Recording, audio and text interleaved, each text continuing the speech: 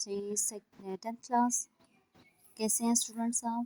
اگر آپ نے اس چینل کو سبسکرائب نہیں کیا تو اسے ابھی سبسکرائب کر لیں، کیونکہ اس ویڈیو کے آخر میں میں آپ کو بتاؤں گی کہ آپ نے اپنی تشریح میں کیسے پورے نمبر حاصل کرنے ہیں۔ 2 نمبر کی تشریح ہے تو 2 میں سے 2 نمبر پورے لینے کا طریقہ کیا ہے؟ سب سے پہلے ہم 3 اشعار کی تشریح کر چکے ہیں۔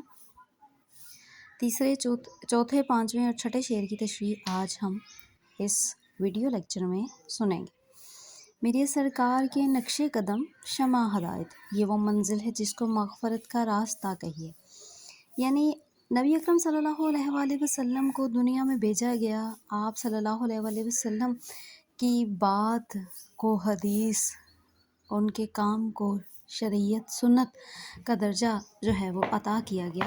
اللہ تعالیٰ کی ان سے محبت ہے جس کو دنیا میں جو ہے وہ ثابت کیا گیا۔ تو اگر آپ اللہ تعالیٰ کے نبی کی کسی ایک سنت پر، کسی ایک شریعت پر، کسی ایک حدیث پر اپنی ساری زندگی گزار دیں تو آپ مغفرت کے راستے پہ آسانی سے پہنچ سکتے ہیں۔ آپ نے وہ کیا جو آپ کو نبی اکرم صلی اللہ علیہ وسلم نے کہا ہے، ان کی سنت پہ عمل کیا، ان کی شریعت پہ عمل کیا، تو آپ دنیا میں بھی کامیاب ہو جائیں گے اور آخرت میں بھی کامیاب ہو جائیں گے۔ محمد کی نبوت دائرہ ہے نور وحدت کا، اسی کو ابتدا کہیے، اسی کو انتہا کہیے۔ یعنی جو نبوت کا دائرہ کار ہے وہ اتنا وسیع ہے کہ اگر ہم بات کریں ابتدا کی اور انتہا کی تو انتہا بھی وہی ہے اور ابتدا بھی وہی ہے۔ نور وحدت، اللہ تعالیٰ نے اپنے آپ کو رب العالمین تو نبی اکرم صلی اللہ علیہ وسلم کو رحمت للعالمین کہا ہے۔ تو اگر ہم ان کی نبوت کی بات کریں تو ان کی نبوت، ان کی جو نبی ہونے کا اعزاز ہے، انہیں بیجا دنیا میں آخر میں گیا تھا، یعنی وہ دنیا میں آخر میں آئے ہیں، آخری نبی بن کے آئے ہیں، یعنی جس پہ ہم نے مہر لگا دی، ختم کر دیا۔ آپ صلی اللہ علیہ وسلم کو خاتم النبیین بنا کے بھیجا گیا، یعنی آپ پہ مہر لگ گئی۔ ایک پہلا بندہ ہے نا، اس کے بعد تو سلسلہ شروع ہو جاتا ہے، لیکن جو آخری ہو، جیسے ہم کہتے ہیں ہاؤس فل ہو گیا، اس کے بعد اب کچھ اور ہوگا ہی نہیں۔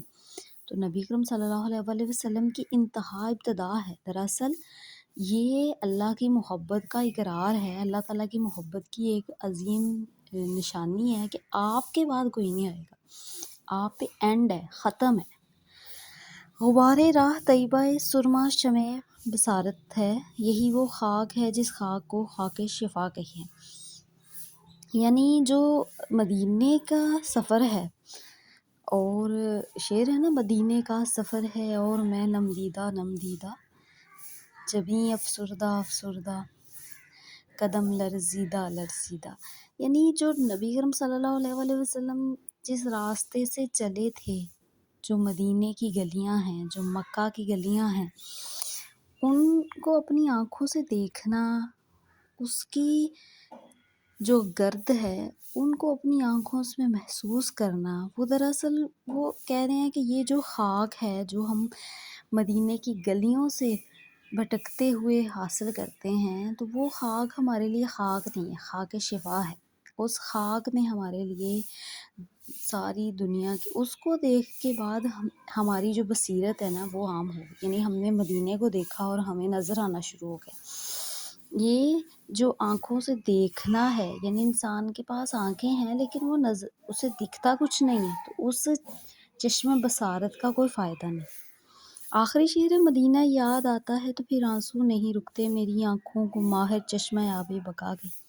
ماہر شاعر کا تخلص ہے، تو یہ تخلص ہے اور آخری شعر ہے، تو یہ پیپر میں نہیں آئے گا۔ تخلص ہے اس لیے یہ پیپر میں نہیں آئے گا کہ 1 نمبر کا پیپر میں سوال 2 نمبر کی تشریح ہو تو 1 نمبر کا شاعر کا نام ہوتا ہے اور 1 نمبر کی تشریح ہوتی ہے۔ اگر 1 نمبر شاعر کا خود ہی انہوں نے دے دیا تو پھر آپ کی تشریح کا کوئی فائدہ ہی نہیں ہے، تو وہ کبھی بھی آپ کو آخری شعر کی تشریح پیپر میں نہیں دیں گے۔ شکریہ۔